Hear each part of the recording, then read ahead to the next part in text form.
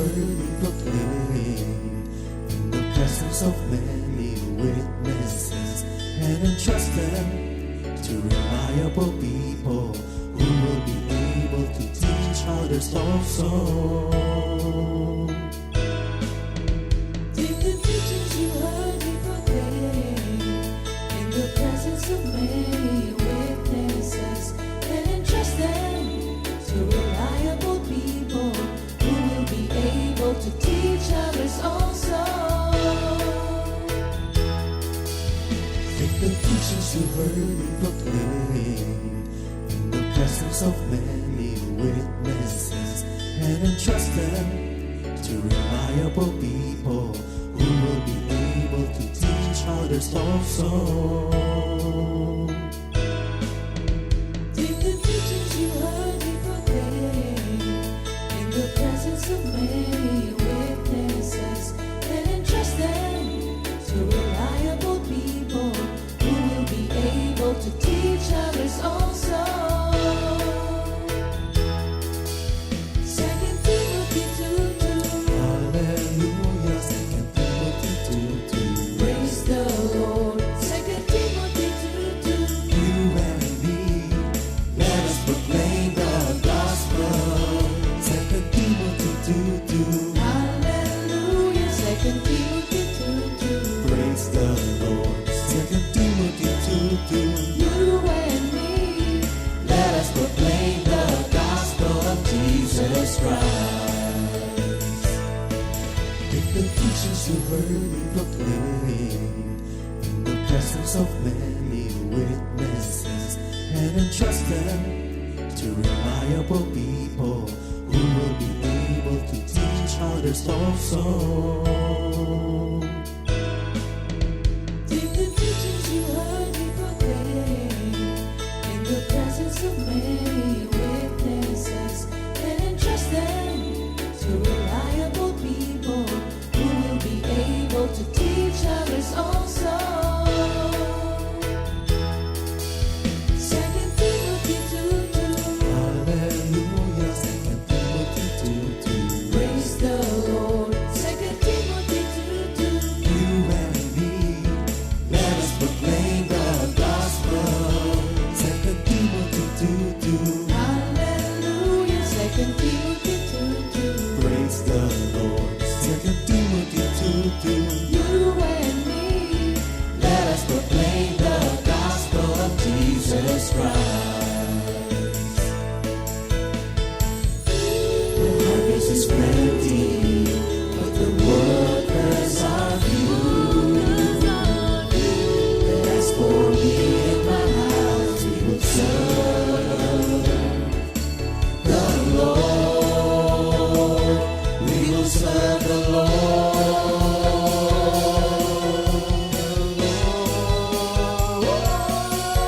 2 Timothy 2:2. Hallelujah. 2 Timothy 2:2.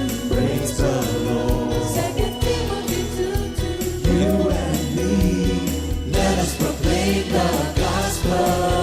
2 Timothy 2:2. Hallelujah. 2 Timothy 2:2. Praise the Lord. 2 Timothy 2:2. You and me, Let us proclaim the gospel of Jesus Christ. 2 Timothy 2:2. Hallelujah. 2 Timothy 2:2. Praise the Lord. 2 Timothy 2:2. You and me, let us proclaim the gospel.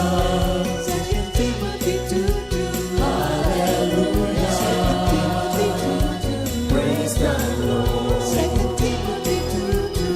You and me, let us proclaim, live up His name, delighting the Lord for His goodness. Let us proclaim, live up His name, delighting the Lord for His goodness. Let us proclaim, live up His name, delighting the Lord for His goodness. And He's God.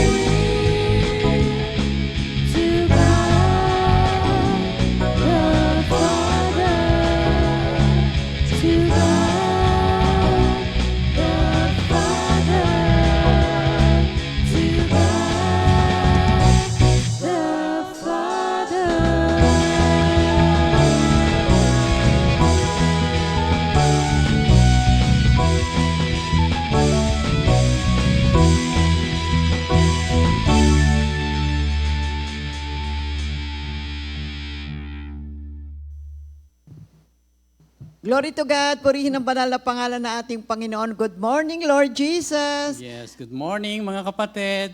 Purihin ang banal na pangalan ng ating Panginoon sa isa na namang araw, isa na namang napakagandang umaga na ibinigay niya upang tayo po ay mag-aral ang kanyang mga banal na salita. So bago po tayo magsimula, narito po ang ating opening prayer. Yes, Lord. Marami pang salamat sa umagang ito na muli. Ang iyong presensya ang siyang magdudulot ng kapangyarihan upang ang lahat ng aming sasabihin ay naaayon lang sa kaganapan ng lahat ng bagay na narito sa mundong ito, lalong-lalo na ang papahayag ng iyong mabuting balita. Mangusap ka sa amin, Panginoon, sapagkat nais namin ng aming puso na nakatuon ngayon sa iyong banal na salita ay maihayag namin sa mga kapatid namin sa umagang ito.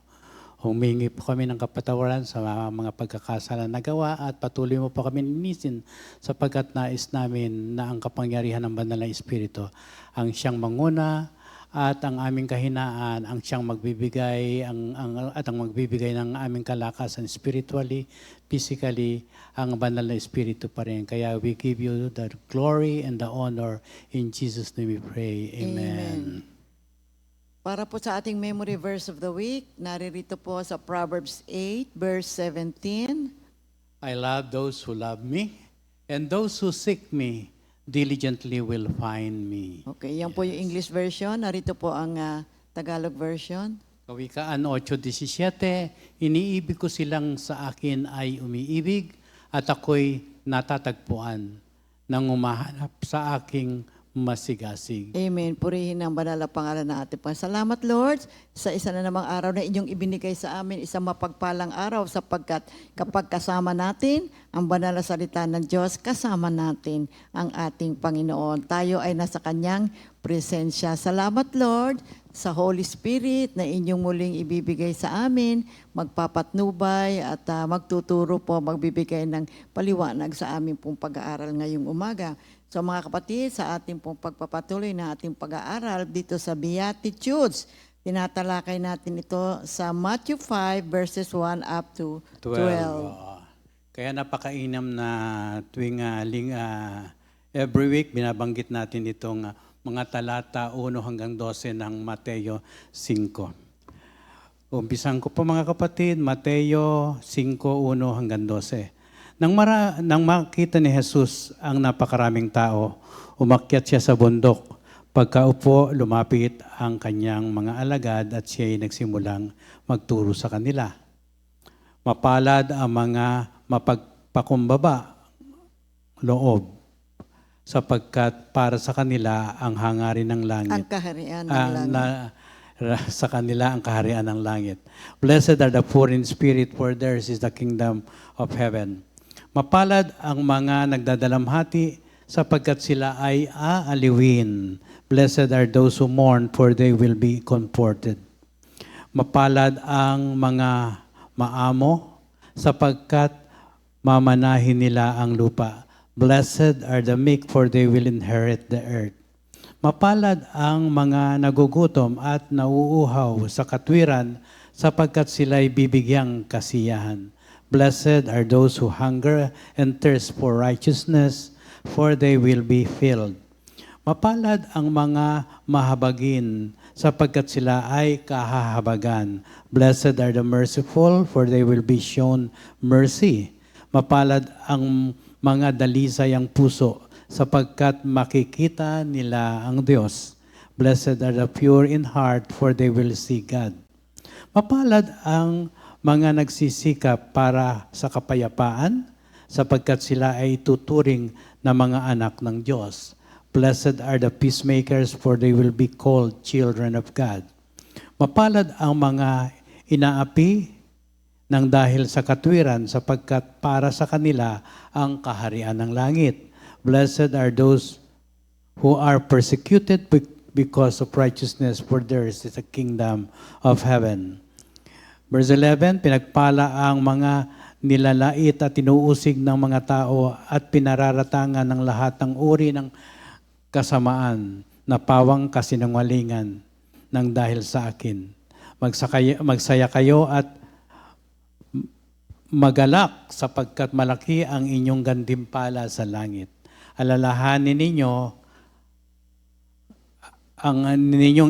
alalahanin ninyong inusig din ang mga propetang na nauna sa inyo. Okay, salamat Panginoon at pagpalain niyo po ang pagbasa ng inyong mga banal na salita.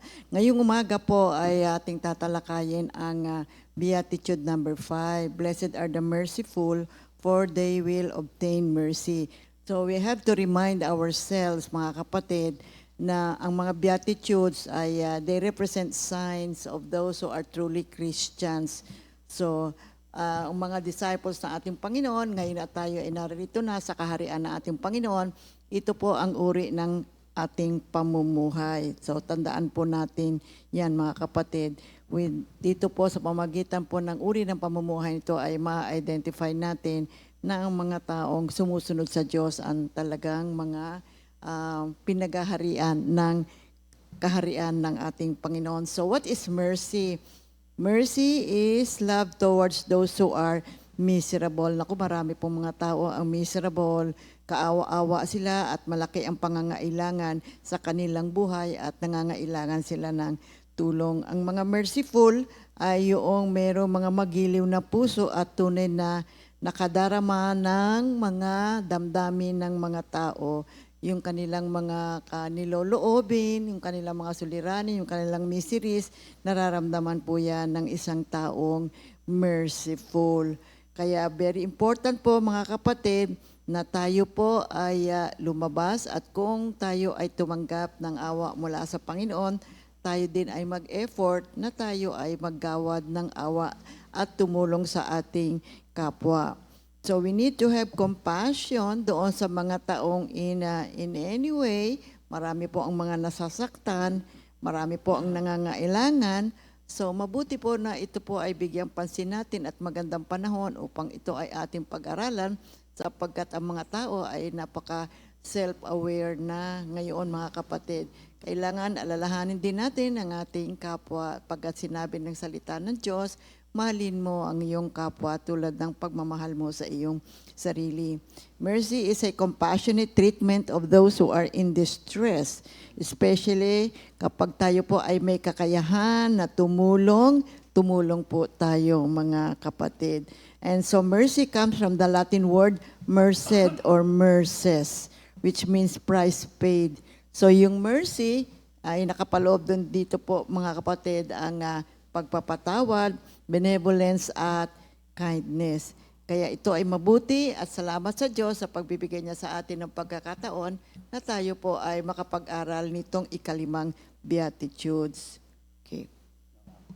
Ang salitang mercy is the compassionate treatment of those who are in distress. Ito po yung may mga kabalasaan, no? At ang nangangailangan ng tulong. Of those in need, especially when ito po yung mga tao na sinaktan, no? Nasaktan. At ito rin yung mga tao na nasa posisyon na may kapangyarihan, nasaktan, pero ang kanilang awa ay nandun pa rin sa taong nakasakit sa kanila. Ibig sabihin, kung gagantihan ng mas malupit na pagganti ay hindi rin karapat-dapat, no? Awa ang kanilang ginagawad. Kawa ang kanilang ginagawad. Okay. It involves forgiveness and kindness and pagkaawa sa nagawa nga sa kanila at ito'y hindi dapat tapatan din ng galit. Mandimig sila ibigyan ng kaawa at awa, maaring ang nagawang pagkakamali ay hindi naman nasadya o sinadyang gawin, no? It can also mean an act of kindness or favor or a blessing from a higher power. Ibig sabihin, kung nabibigyan po natin ng awa ang ating kapatid na nakasakit sa atin, hindi naman po atin yun eh. Nanggaling din sa Diyos na binigyan tayo ng awa at na i-relate lang natin sa kanila yung awang ito na nabigay sa atin ng Diyos. Ang salitang mercy ay marami nang lumabas na sa Biblia. And it often relates to forgiveness or withholding punishment, no? God showed us His mercy when He sent His Son, Jesus, to die on the cross for our sins. Ang salitang mercy sa English ay normally used to mean showing compassion, forbearance, pity, sympathy, or forgiveness. No? At madalas banggatin din yung kindness, tenderheartedness, yung liberality. No? Ibig sabihin, liberal ka pag sa pagbibigay mo ng karampatang awa sa nakasakit sa iyo. At refraining from harming or punishing offenders or enemies. Medyo masakit, no? Kung nasaktan ka, pero nakikita mo na kung ang Diyos ay nakapagpatawad, nakapagbibigay ng awa, ganun din siguro ang dapat natin gawin. Ito pong synonyms ng mercy give us some insight on this word. They all express how a merciful person ay dapat umaksyon tungo sa kapwa niya na nakasakit sa kanya. According to William Barclay, dito yung kanyang commentary dito sa Matthew 5:7, sabi niya, yung mercy, hindi lamang ibig sabihin nito ay makipag-sympathize ka dun sa tao. Bagkus ang mercy ay kailangan nararamdaman mo din, nakakapasok ka doon sa inner, sa loobin ng tao. Nararamdaman mo kung ano ang nararamdaman niya, kung ano ang kanyang nakikita. Hindi lang yung basta sinasabing, oh, I pity you. So naawa ka lang. Kailangan mas mabuti na uunawaan natin siya in a deeper sense. Kasi kung minsan, panlabas lamang nakakaawa. Pero ang sinasabi dito ni William Barclay, we have to go to the inside of the person para maunawaan natin siya. Kaya clearly, itong mercy is more than an emotional wave of pity. See, this clearly demands a deliberate effort ng ating kaisipan, ng ating damdamin, na ating maunawaan ang taong ito na malaki ang pangangailangan. So having a sense of another's feeling to this degree is very difficult. Kung minsan mahirap nating maunawaan ang pangangailangan ng ibang mga tao dahil kasi kaugalian na natin, lalo na ngayon, no, self-awareness na. Nakatingin na tayo ngayon sa ating pansariling mga pangangailangan. Nakatingin na tayo sa ating mga gustuhin sa ating buhay. Now, when we feel sorry for someone, it is also good na maunawaan natin sa kanya what is really going on, what is the situation. At tandaan natin, ang Diyos ay maawain. Tatalakayin natin dito sa ating pag-aaral ang mercy din ng Diyos at ang mercy na dapat din igawad o ibahagi natin sa ating kapwa.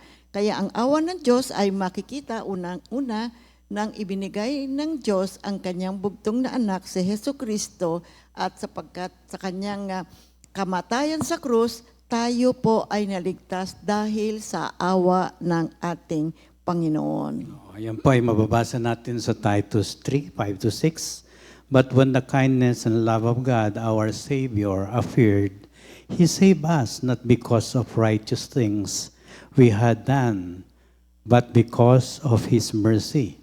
He saved us through the washing of rebirth and renewal by the Holy Spirit, whom He poured out on us generously through Jesus Christ, our Savior. Amen. Dito makikita natin, mga kapatid, the phrase emphasizes the divine initiative in salvation. Ito pong kaligtasan na ipinagkaloob sa pamamagitan ng ating Panginoong Hesukristo. It reflects the biblical theme that salvation is an act of God, not a human achievement. Sa malawakang konteksto ng bagong tipan, ito po na-align sa mga passages na nakasulat dito sa Efeso 8-9. 8-9, no? Na ini-stress that salvation ay regalo mula sa Diyos at ang konsepto ng Diyos as a Savior is rooted in the Old Testament, where God repeatedly delivers Israel from physical and spiritual bondage. So we are saved not by our own deeds, but by the mercy of God. See, it's not because we have done something good or something that is righteous, but it is all because of the mercy of God. Oo. So mercy is the central attribute of God. See, mercy is the central attribute of God throughout the scripture. At ito rin po ay nakaugnay doon sa kanyang covenantal love sa Old Testament. So, sinasabi po sa atin na ang ating salvation, mga kapatid, is an unmerited favor. Hindi po natin ito deserve, ngunit dahil sa awa at grasya at pagmamahal ng Diyos, tayo po ay nagkaroon ng kaligtasan sa pamamagitan ng kamatayan ng ating Panginoong Heso Kristo. Sa 1 Peter 1:3, this speaks of being born again. Kung kaya tayo ngayon ay mayroong buhay na pag-asa. At ito ay sa pamamagitan ng mercy ng ating Panginoon. We have to remember that mercy is a reflection of God's love. Ang pag-ibig ng Diyos ang siyang nagmula bukal sa kanyang puso ay lumalabas po ang mercy. Dahil siya ay mapagmahal, siya din ay maawain.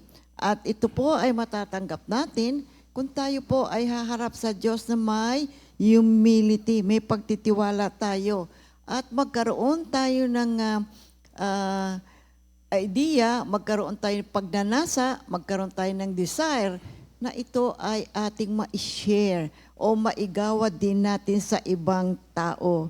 See, we have to humbly acknowledge na tayo rin po ay may mga shortcomings at meron tayong mga pagkakasala, kaya tayo ay dapat na magsisi at magtiwala sa ating Panginoon, sa kanyang kagandahan, at hindi tayo magtiwala sa ating mga kakayahan sapagkat ang buhay natin ay ayon sa grasya ng ating Panginoon. Lagi nga nating maririnig ang praise na ang buhay natin, grasya lang ng ating Panginoon. Biyaya lang ng Diyos kung bakit tayong lahat po ay buhay at lahat tayo ay tumatamasa ng kagandahang loob ng ating Panginoon.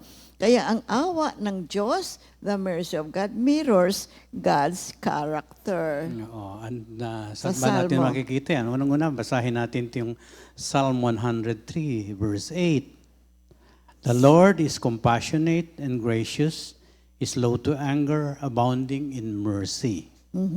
Sa Ephesians 2:4-5, supalit napakasagana ng habag ng Diyos at napakadakila ng pag-ibig niya sa atin.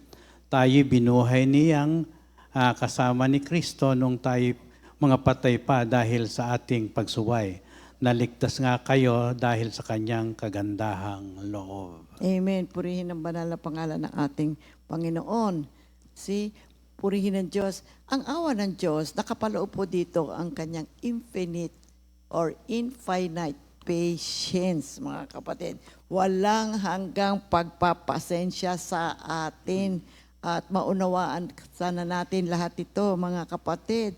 Ganyan kalawa, kalalim ang pag-ibig ng Diyos, ang awa ng Diyos sa atin. Hindi ho siya napapagod. He doesn't get tired of waiting for us to grow. Lahat tayo ay nasa proseso ng paglago sa ating buhay espiritual. Tayo ay ngayon ay mayroong bagong buhay. We are growing in accordance to the grace of God. Kaya maging willing tayo na sumunod sa Kanya, ang Kanyang guidance, sundin natin. Despite of our shortcomings, steadfast po ang pag-ibig ng Diyos. Steadfast po ang Kanyang awa sa atin. Hindi po ito mawawala. Kaya ang nais ng Diyos, i-imitate natin ang Kanyang pag-ibig, imitate natin ang Kanyang awa. Ang mercy is an extension of God's love. It is reflecting God's mercy, meaning ang Diyos lagi pong nagpapakita ng compassion at kindness, lalong-lalo na sa mga nangangailangan. Kapag tayo po ay nagdarasal at tayo ay nagpapakumbabang nananalangin sa ating Panginoon, bibigyan po tayo ng awa. Titingnan tayo ng Diyos with love and mercy.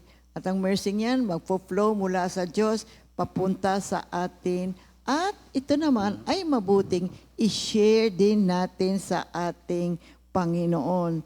So, in what ways can mercy lead to receive mercy from God and from others? So, paano naman tayo makatatanggap ng mercy mula sa ating Diyos, tingnan ho natin mabuti yung nasasaad sa Matthew 5:7. Blessed are the merciful, for they will be shown mercy. So dito makikita natin na may pangako ang ating Panginoong Hesukristo na kapag ikaw ay merciful, ma-obtain mo din ang mercy.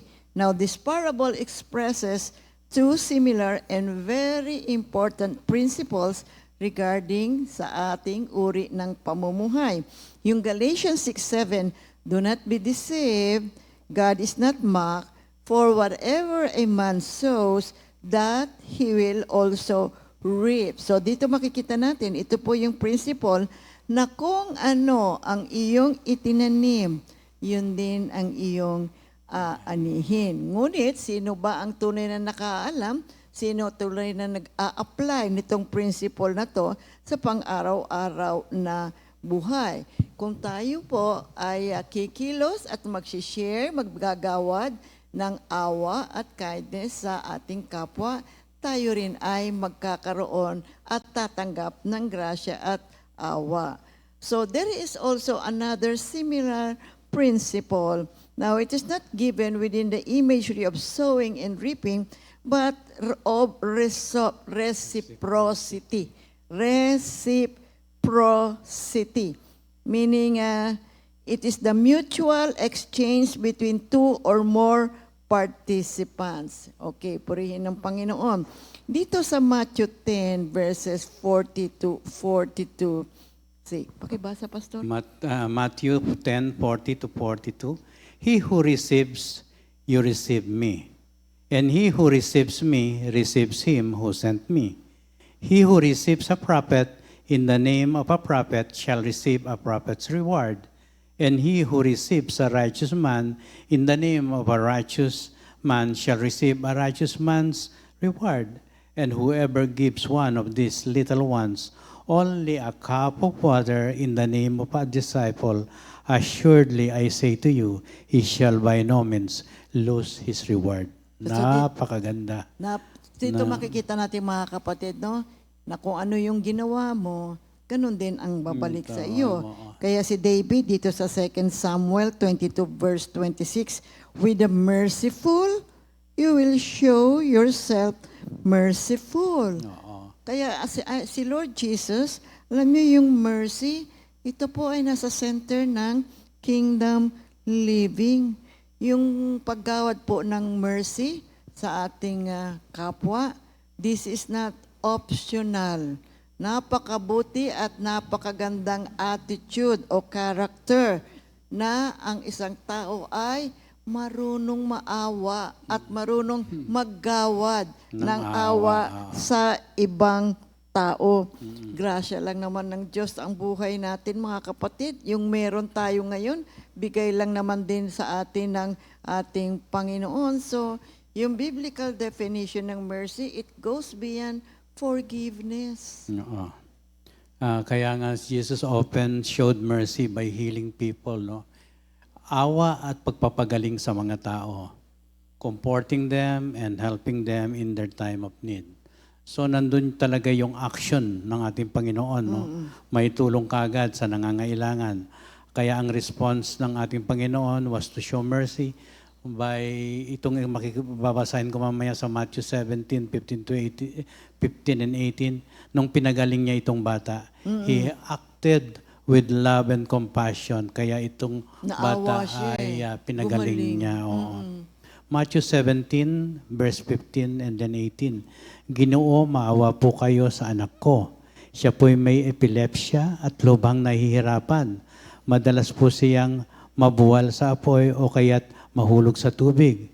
Inutusan ni Jesus ang demonyo na lumabas sa bata at ang bata'y gumaling agad. So dito makikita natin, Napakabilis. tumugon ka agad si Lord doon sa hiling nung tatay. Sabi niya, Ginoo, maawa kayo sa anak ko. So immediately, ano ang ginawa ni Lord Jesus? Kumilos siya na may pagmamahal at habag at ang bata ay gumaling. Kaya itong mga verses na ito, mga kapatid, ay napakahalaga. mabuti at salamat sa Diyos sa pagbibigay niya sa atin ng pagkakataon na ito po ay ating pag-aralan. So, blessed are the merciful. Oo. Mercy is integral to the character of God Himself. Importante yan. Ito talaga ang katangian ng Diyos. Oo, No? ng Nasa Diyos. Kanya talaga ito. At because of His great love for us, who is rich in mercy, made us alive in Christ. Sa Efeso 2 to 2:4, 5. Kaya yung mga nakakaalam personally, no, tayo alam natin yung mga kapatid, nakaranas nakatanggap ng awa ng Diyos, ay kailangan i-share natin ito with action, no, mga kapatid, no, sa mga nasasakupan natin. The parable of the unmerciful servant sa Matthew 18:32 to 35, winawarningan po na hindi dapat natin i-withhold yung mercy because it invites judgment. Strict judgment. The king says, shouldn't you have had mercy on your fellow servant just I had on you? Ano po ba dito ang sinasabi sa Matthew 18:32-35? Ang talinghaga ng walang awang alipin, no? Nagbabala ang hindi magbahagi Gawa. ng gawa ay nag-aanyaya ng mahigit na paghatol. Yes, yan yung mga hindi nagbibigay. Oo. They invite strict punishment. Okay. Sinabi ng hari, hindi ba dapat ay naawa ka rin. sa iyong kapwa tulad ng ginawa ko sa iyo? Kasi pinatawad siya ng hari. Pero yung may utang sa kanya, hindi naman niya pinatawad. Okay, Matthew 18:32 to 35. Oo, pinatawag ng hari ang lingkod Lingkod na iyon. Napakasama mo, sabi niya. Pinatawad kita sa utang mo sapagkat nagmakaawa ka sa akin. Naawa ako sa iyo, hindi ba't dapat ka rin na mahabag sa kapwa mo? Amen. Ito mga verses na ito mga kapatid unfolds 3 steps. God pronounces favor. So dito sinasabi, blessed. Now, it identifies the recipients. Ito yung the merciful. And ginagaranti nito yung matching response. So, kapag ikaw ay merciful, you will be shown mercy. Kaya yung mga taong nakatikim, nakadama, nakatanggap ng mabiyayang favor ng ating Panginoon, ng mabiyayang awa ng ating Panginoon, we have to extend it and share it to other people. You see? And what will happen? If we give mercy to others, we will also be shown mercy. Kaya itong pangako na to, very clear mga kapatid, very clear. So, if you are merciful, you will also be shown mercy, meaning makatatanggap ka rin ng kapatawaran ng Diyos, which is yung Matthew 6:14 to 15. No? Tingnan natin. Now, ito naman yung principle ng forgiveness, na if you forgive men in their trespasses, your heavenly Father will also forgive you. So, malinaw yung pangako rin dito, mga kapatid, na kapag ibinigyan mo ng kapatawaran ng kapwa mo, you will also be shown forgiveness. Yung James 2:13, tingnan niyo po mga kapatid, nasasaad, judgment without mercy will be shown to anyone who has not been merciful. And mercy triumphs over justice. Kaya living mercifully, yan, namumuhay ka na ikaw ay maawain, brings blessing. It brings restored relationship.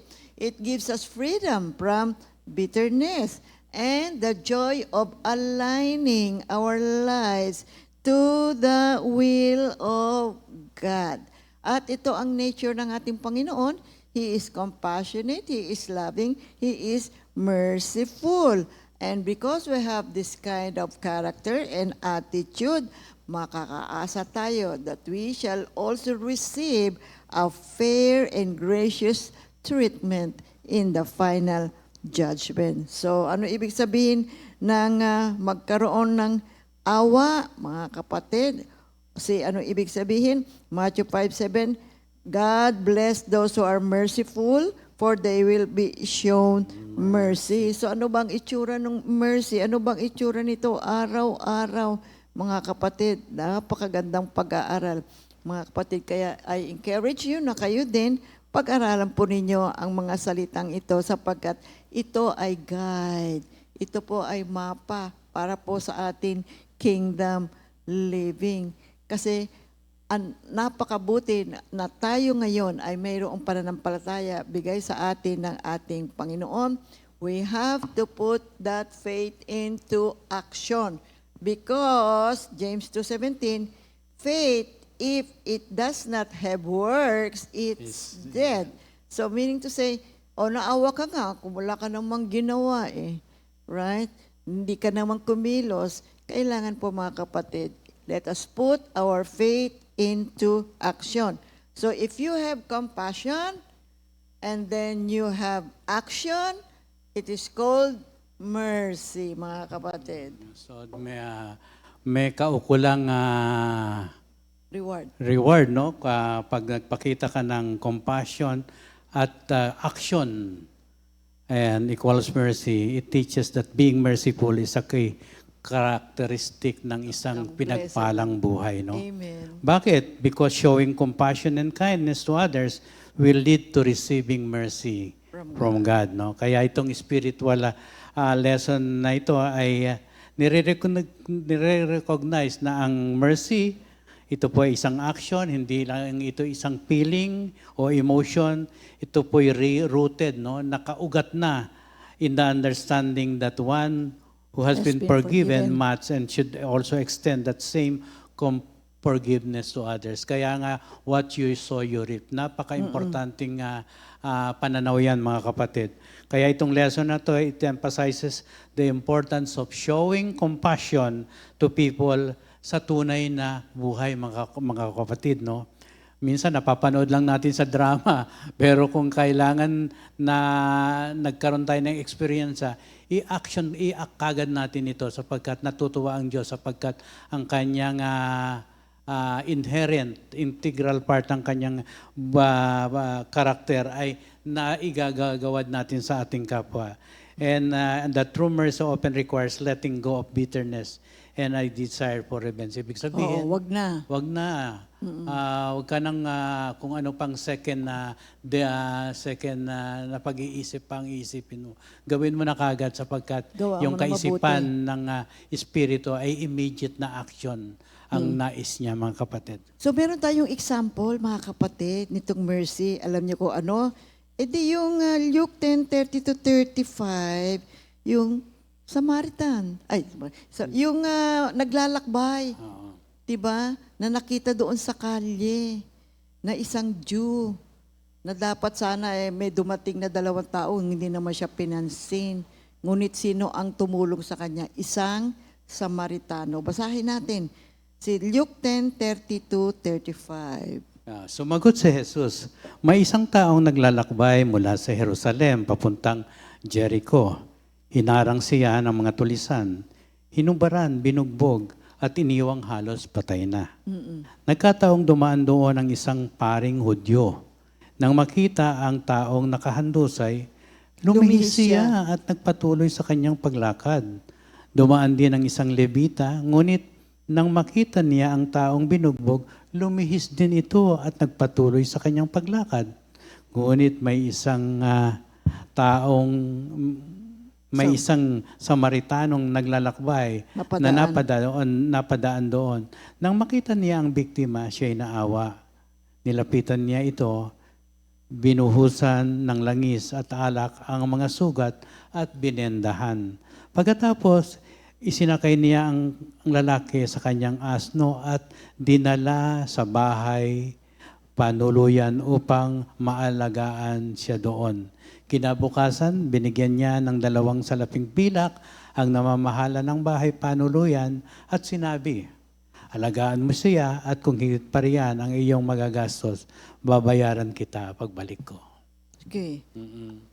Ito pong talinghagang ito Ang biktima na napatungo sa Jericho ay sinalakay, hinubaran at nasugatan. Ay iniligtas ng isang maawaing Samaritano na nagpahid at tinali ang kanyang mga sugat at pinasakay sa sariling hayop niya, no? Oo. Yung tinatawag na asno, at dinala sa isang bahay tuluyan Upang siya ay alagaan. alagaan. No? Kaya ito pong mercy, isa po itong active, no? Active action verb na hindi ito passive, no? The Samaritan didn't just feel pity. Hindi lang siya basta naawa. Oo. Mayroon siyang ginawa. He took action, no?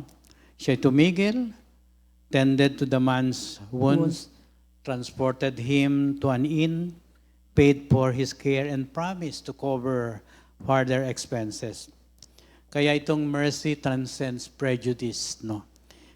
The Samaritan helped a man from a Jewish group, and he had every reason to despise, no? Subalit, nagpakita po siya ng tunay na awa. And it goes beyond cultural, religious, and social barriers, and includes those we might consider outsiders or even enemies, no, mga kapatid. Dito, ipinapakita sa atin, kung kaaway man yan at hindi natin kilalang tao, nandun din pa ang puso natin upang siya bigyan ng awa, alagaan at bigyan ng karapatang gamutan kung ito may nasaktan o nagkaroon ng sugat. Amen. Kaya yung mercy is a blessed action, mga kapatid. You see? Meaning that being merciful, we have an active choice to show kindness and compassion. It's not just a feeling. Kaya yung story ng Good Samaritan ay nagtuturo sa atin ng isang malawak na lesson about mercy. Na ang tunay na awa ay nag-i-involve. Ito po, nakapaloob dito yung action. Igawad natin yung awa, igawad natin yung pagmamahal upang matulungan natin ang mga taong nangangailangan regardless of their background or social difference. Kaya itong parable na ito na itinuro ng ating Panginoong Hesukristo ay isang magandang aralin, mga kapatid, na ang lesson dito is yung ating neighbor is anyone. Anyone na kailangan nating tulungan kung sila ay nangangailangan ng tulong. Kaya ang dito itinuturo ng Diyos, kung ang Diyos ay maawain, tayo din ay kailangang magpakita ng awa sa ating kapwa. Kaya yung love for neighbor, mga kapatid, is a test of compassion. Oo nga. Kaya ito pong istorya, test our love for our neighbor when it is inconvenient or involves personal risk, no? Amen. Minsan kasi, pag nakakita ka ng taong nakahandusay, ayaw mong lapitan. Baka ikaw ay mapagbintangan pa na ikaw ang gumawa ng Baka ba ginawa ka masama? masama sa kanya at tumbugin ka ng mga tao, no? Oo.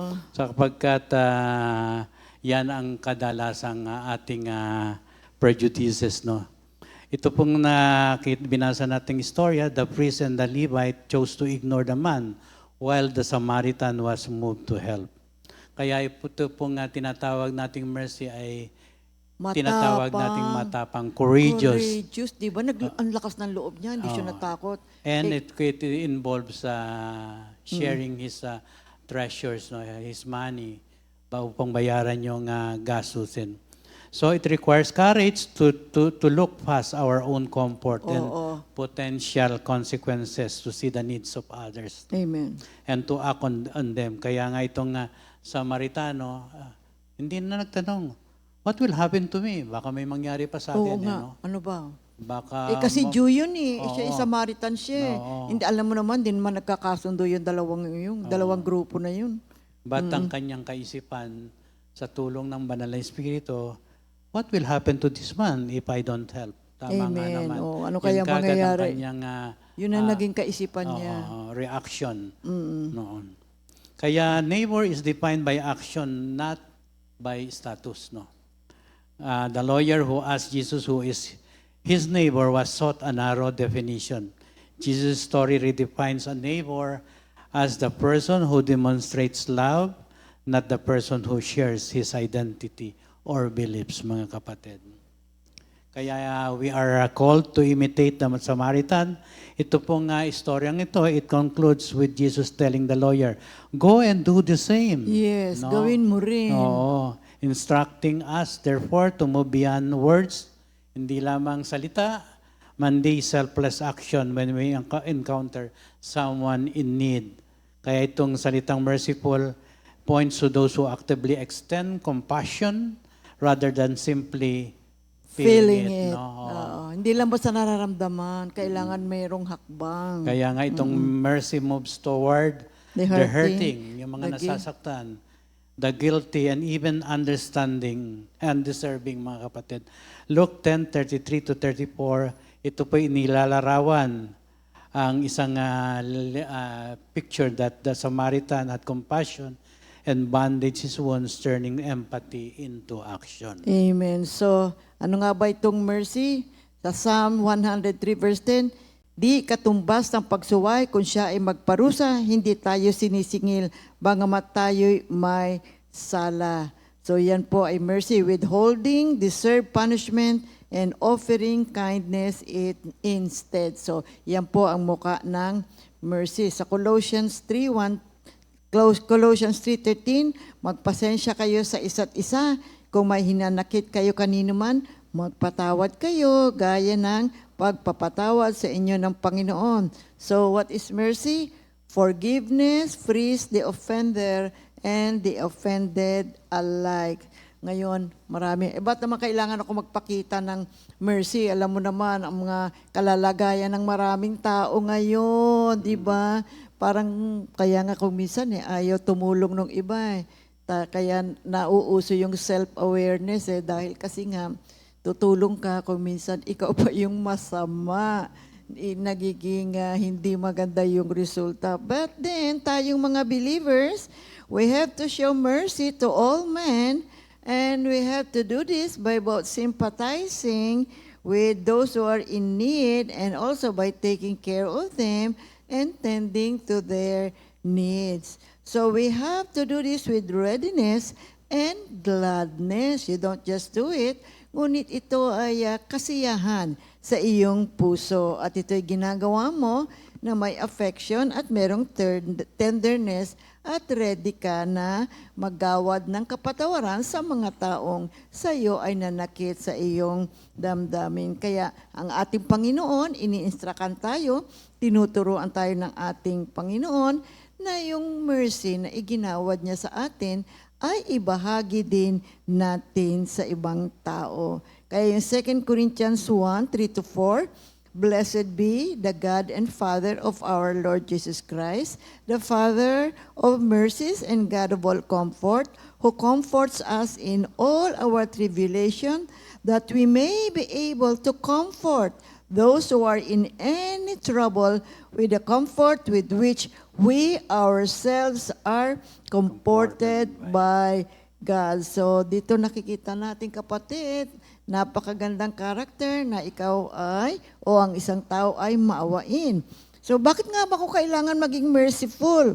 Well, for one thing, unang-una po mga kapatid, ang Diyos, ginawaran po tayo ng awa. Maski tayo po ay hindi deserving, even though we are sinful, naawa ang Diyos mga kapatid.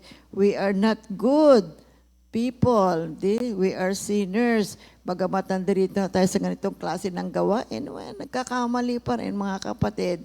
Huwag lang talaga magpapatuloy kapag kami pagkakamali. Balik agad sa ating Panginoon. You know, so many people are miserable. So many people are helpless. Pumunta ka lang sa mga ospital. Pumunta ka dyan sa mga radio stations. Pumunta ka dyan sa mga health centers. Sa mga lugar na kung saan pwede kang humingi ng tulong. Alam nyo, napakahaba ng pila. Marami ang nangangailangan. Kaya tinuturuan tayo ng Diyos tungkol sa mercy, mga kapatid. Ang Diyos nagpakita ng mercy sa atin when we are His enemies and we are disobedient, we are unrighteous. See, we are dead in trespasses and in our sins. So therefore, we are foolish, we are ignorant, we are suffering. Di ba? Ito yung mga consequences ng ating mga kasalanan. Pero ang bait ng Diyos, nakatingin pa rin siya sa atin with what? With mercy. Bagamat tayo ay nasasaktan, alam ng ating Panginoon yan. Hingi tayo ng tawad sa ating Panginoon. At sabi natin, Lord, have mercy on us. Pour out upon us your divine mercy. So we have to be merciful every day to those who are in need. Now, next, one of the needs pa na kung bakit kailangan tayo maggawad ng awa sa ating kapwa, we need God's mercy every day, mga kapatid. Huwag natin sabihin, kaya na natin ha, strong na ako eh. Alam mo naman, 40 years na ako dito sa pag-aaral ng salita ng Diyos eh. Okay na ako, strong na ako. Kapatid, you see, there is no life without the presence of God. Ang buhay natin is walang laman, mga kapatid. That's why we need God in our lives. Kailangan natin ang kapatawaran at awa ng Diyos araw-araw. Ay, ang bait naman ng Diyos. Handa naman laging tayo ay bigyan ng awa at tayo ay patawarin. You see, kay Ephesians 2:4, verse 5, ulitin natin. Subalit napakasagana ng habag ng Diyos at napakadakila ng pag-ibig sa atin. Tayo binuhay kasama ni Kristo nung tayo na mga patay pa dahil sa ating pagsuway. Naligtas nga kayo dahil sa kanyang kagandahang loob. So, therefore, we are recipients first. Therefore, God, being in rich in mercy, made us alive with Christ. Ibig sabihin, buhay na tayo. Ang tulong natin ay buhay at handa nating ipagkaloob sa kapwa natin nangangailangan ng tulong at awa. Kaya another reason for having continuous mercy is that being merciful is a test of our Christianity. Pagiging Kristiyano natin, mga kapatid. If you are not constantly being merciful, then there is only one explanation. You have not understood the grace and the mercy of God, and you are outside of Jesus Christ. We who have received God's rich mercy are merciful because the grace of God makes us that way, mga kapatid. Kaya laging supisyente ang biyaya ng Diyos. Hilingin lang natin at magnagamit natin yan responsibly, awa, grasya, paglilingkod sa kapwa, ay nandan yan. Automatic na yan, walang pasubali. Magagampanan natin, mga kapatid. No? Oo. Luke 6:36. Maging mahabagin kayo tulad ng inyong ama na mahabagin. Merciful just as your Father is merciful, mercy reflects God's character, mga kapatid. No? Ulitin natin yung James 2:13. For God will not show mercy when He judges a person who has not been merciful, but mercy triumphs over judgment. Okay. Walang awang hahatulan ang di marunong maawa, ngunit mangingibabaw ang awa sa paghatol. Amen. Kaya mga kapatid, ang buhay natin, grasya lang ha. Huwag natin sasayangin. Araw-araw tayo po ay nagigising. Nandiyan ang biyaya ng Diyos. O higit sa lahat, nandiyan ang kanyang awa.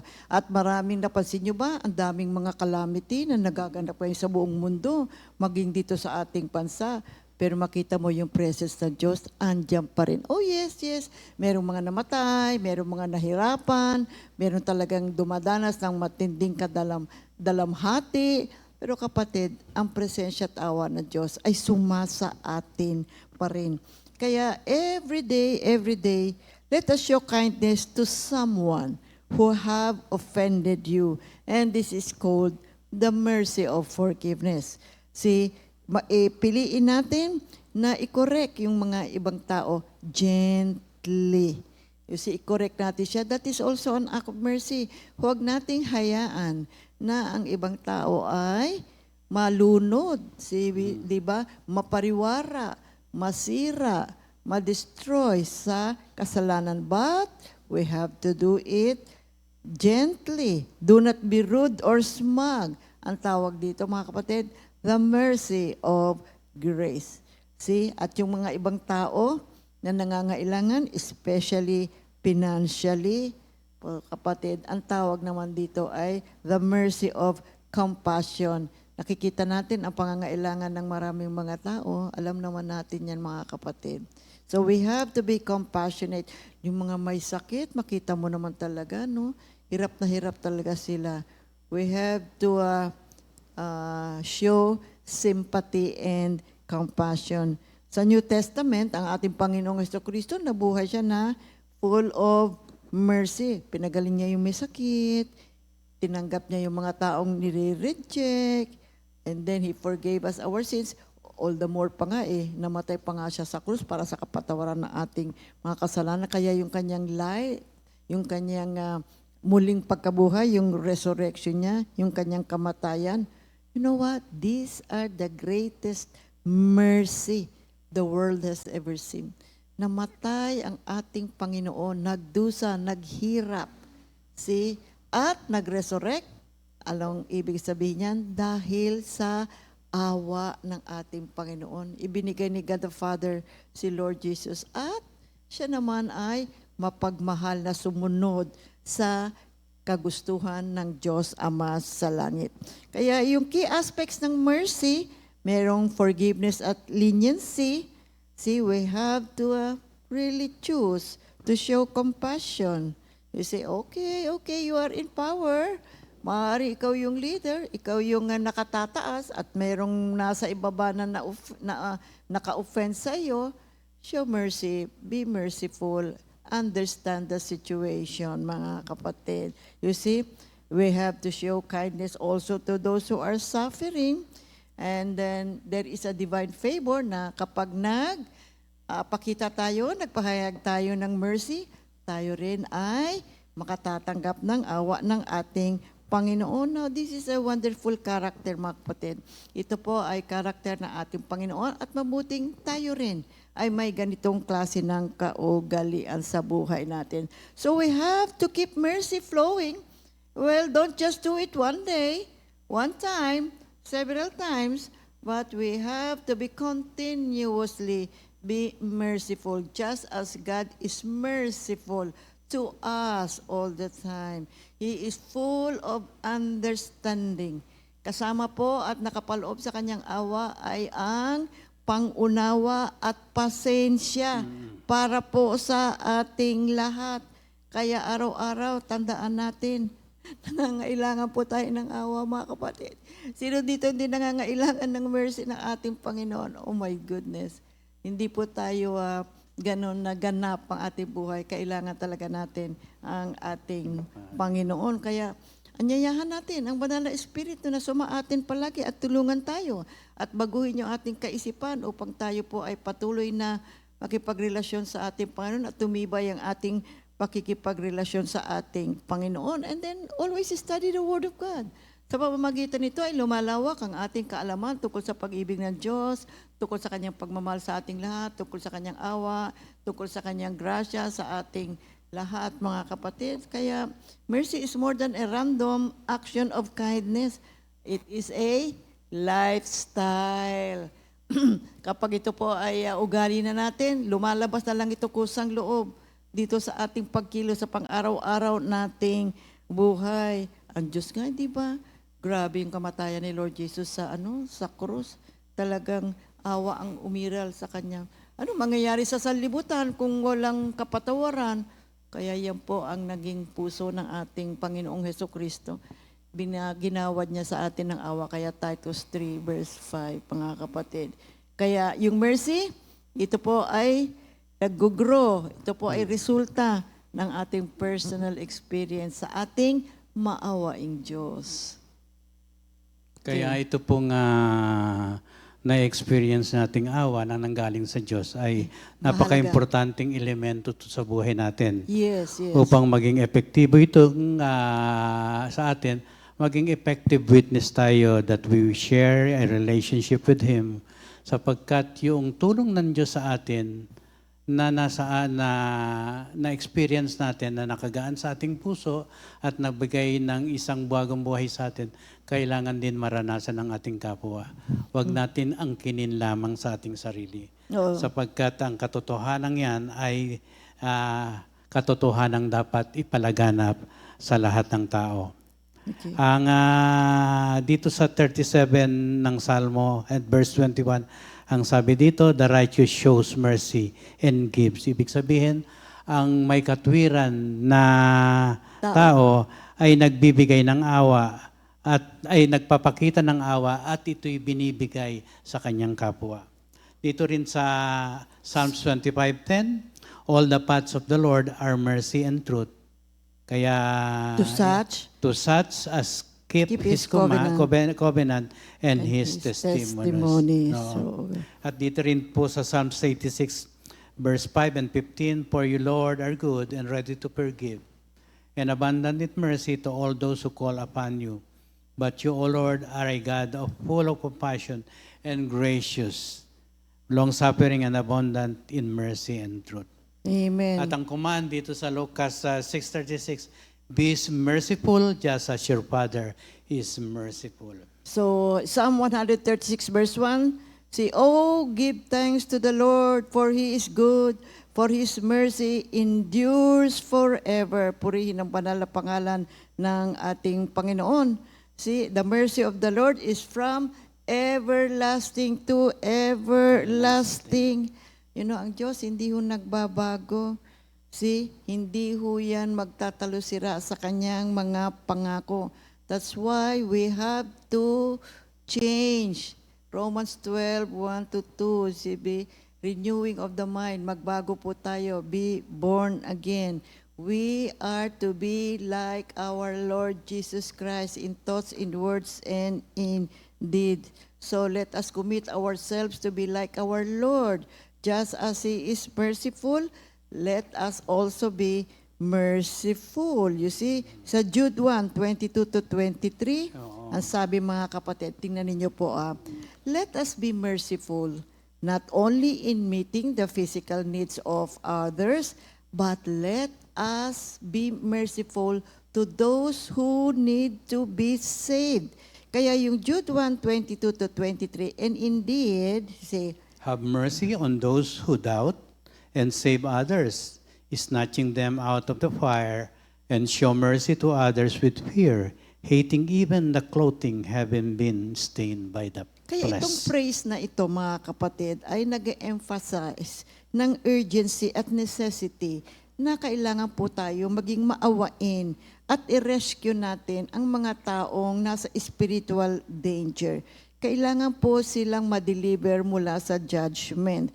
Alam niyo yung fire, ito po ay nagre-represent ng judgment or the consequences of sin. Kaya being merciful ay mahalaga. We need to help and help other people para sila po ay maligtas. Now, this reflects our Christian duty. Responsibility natin na maawa tayo, lalong-lalo na yung mga nakababad sa kasalanan. Oh my goodness, my dear people of God, look at what is happening in the world. Talagang talamak po ang kasalanan. You see, let us pray for them, let us be merciful to them. However, nakalagay din dito sa verse na ito, you see, show mercy to others with fear. Meaning to say, we have to show mercy with compassion and understanding, recognizing na ang mga maraming tao, nagkasala sila at nangangailangan ng kasalanan, nangangailangan ng grasya ng ating Panginoon. However, we need to what? Have a cautious approach, mga kapatid, na sa ating pagtulong sa kanila, that we may not be influenced by their errors or by their sin. Importante po mga kapatid na mas mabuti ang tumulong. But let us be very discerning and let us be very, very prayerful. So to be careful when showing mercy means temper compassion with wisdom, offering forgiveness, mga kapatid, but being mindful also of the potential for the abuse or lack of fairness. So tayo nagpapatawad, tayo ay tumutulong, ngunit manalangin din po tayo mga kapatid. Let us be very, very discerning just as God wants to us to be merciful to other people. You see, manalangin po tayo mga kapatid. There are really situations na you have to immediately act because the person needs care and concern. But let us also put balance in showing mercy to other people at ibigay po natin sa ating Panginoon ang mga iba't ibang mga situations na kung saan ay nangangailangan po ng maraming mga tulong ang maraming mga tao. Ibigay po natin sa Panginoon ang mga iba't ibang mga pangyayari sa ating kapaligiran. Ang Diyos ay maawain, gagamitin niya tayo, sasabihin niya kung anong dapat natin gawin, bibigyan niya tayo ng wisdom kung paano natin gagampanan o gagawin o ipapakita itong mercy na ito, mga kapatid. Kaya maraming salamat sa Diyos sa pagbibigay niya ng pagkakataon upang tayo po ay makapag-aral nito.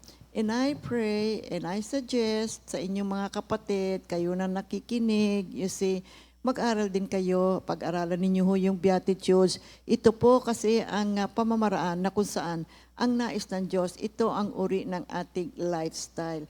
Ito po ang pamamaraan upang mabuhay sa loob ng kaharian ng ating Panginoon or kingdom living. Kaya maraming salamat sa Diyos at pagpapatuloy natin ito mga kapatid ha. Subaybayan po natin sa mga susunod pang mga linggo ang pagpapatuloy ng ating pag-aaral. Ngunit ngayong batiin muna natin ang mga may birthday.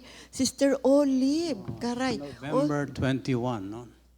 Olive Sister Olive Caray, happy birthday. Brother Rafael Capuno. Brother Noah Sotomango. Nako, sa inyong lahat mga kapatid, happy birthday. Enjoy your special day. Ito po ay bigay sa inyo ng ating Panginoon. Magpuri at magpasalamat tayo sa ating Panginoong Hesukristo. Happy birthday! Happy birthday!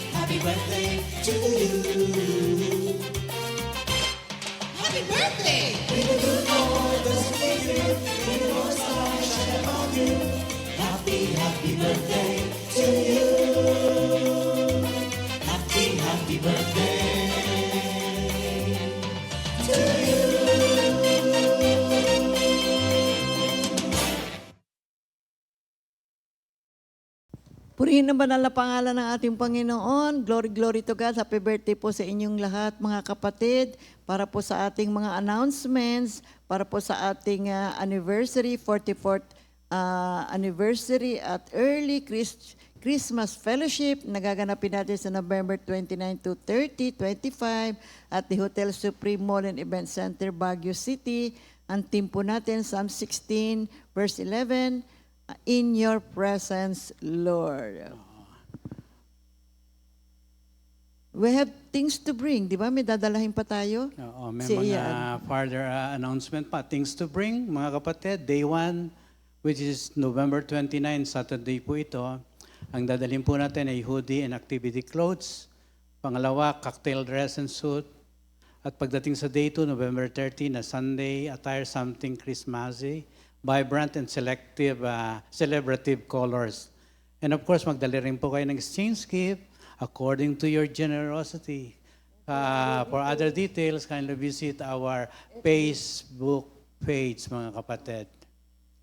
Sa mga nagpa-book ng bus kay Sister Tata, Friday schedule po ang alis, November 28, 4 a.m. po yan, napakaaga ang alis ng bus. So please be here dito po sa Compi Center before 4 a.m. At ang mga mag-iiwan po ng inyong mga sasakyan dito sa Compi, kindly coordinate with Sister Tata para po sa inyong mga plate numbers.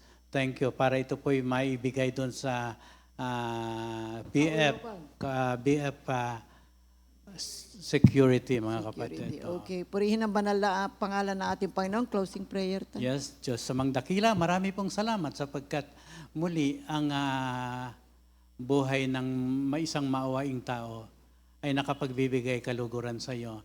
Ito po hindi sa aming kaalaman, hindi sa aming sariling aksyon, mandi awa at grasya mo na nasa amin, na integral part na rin ng aming buhay sapagkat ito itinuro mo sa amin at binibigyan mo ng kapangyarihan ng aming buhay Kristiyano upang ang bagay na ito na maging maawain sa kapwa at ibigay ng may isang alalahaning pagbibigay ay isang pagpapala na nang manggagaling sa iyo. Kaya kami naman po ay patuloy na magpapasalamat at pagpalain mo po ang bawat isa sa amin at lalong-lalo na ang aming pagpunta sa Baguio para sa aming 44th year anniversary. All for your glory. In Jesus' name we pray. Amen. Amen. Para po sa ating repeat new song of the week, ang title, Sa Iyo Magtitiwala at Maniniwala, composed by Sister Tess de los Santos. Glory to God. Hallelujah. God bless everyone.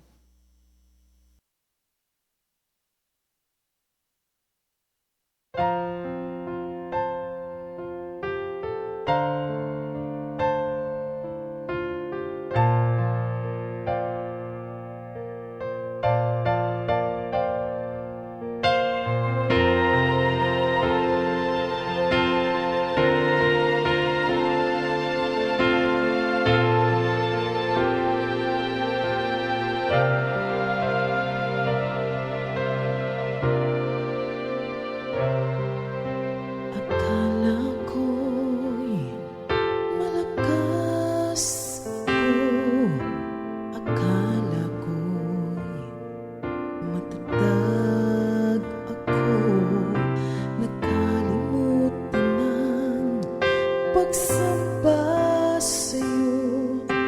Akala ko kasi kaya ko nang mag-isa. Maling-mali ako sa kapalaluan ko. Maling-mali ako sa kayabangan ko.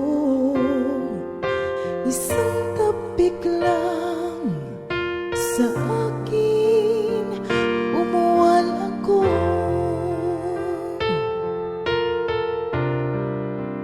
Diyos ko, patawad, ako'y hinumin mo. Wasak na puso at isipan ko. Diyos ko, patawad, ako'y gamutin mo. Sa'yo lang magtitiwala at maniniwala ako.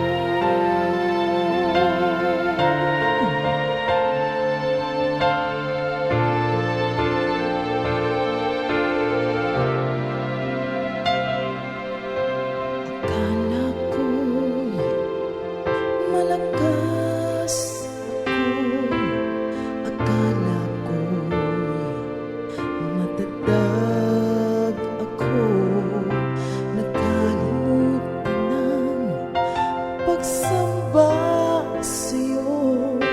Akala ko kasi kaya ko nang mag-isa. Maling-mali ako sa kapalaluan ko. Maling-mali ako sa kayabangan ko. Isang tapik lang sa akin, umuwal ako.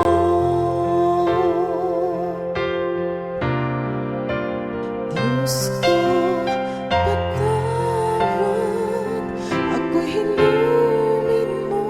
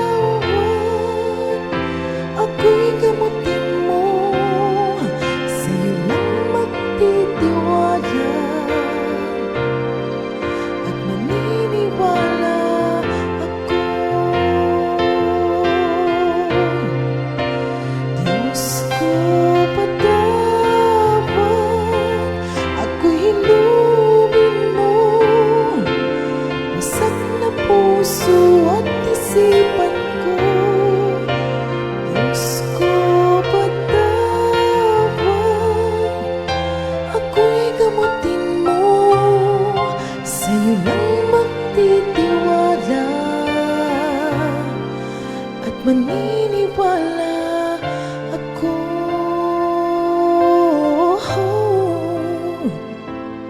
Sa'yo lang magtitiwala at maniniwala